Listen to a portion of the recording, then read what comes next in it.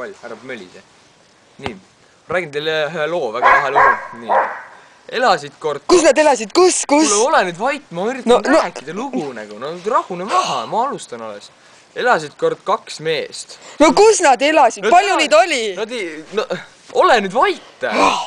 Kuule, sa üldse nagu tahad kuulata või? Ei! No kui sa tahad kuulata tõsiselt, ne? Okei.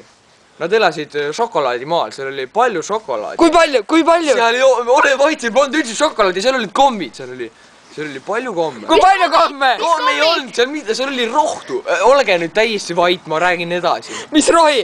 Palju? Peavalurohi! Palju peavalurohtu. Siis, nemad ühel päeval võtsid hästi palju aspiriini. Kui palju? Kui palju? No, võtsid üle 5 tableti, mis see sind huvitab? Tead, ole nüüd vait. Tõsiselt. Noh, võtsid üle 5 tableti sisse, see ei ole mingi ime nende puhul. Lähevad siis kõnnivad linna peal. Mis nendega juhtus? Krokodil sai ära, raisk!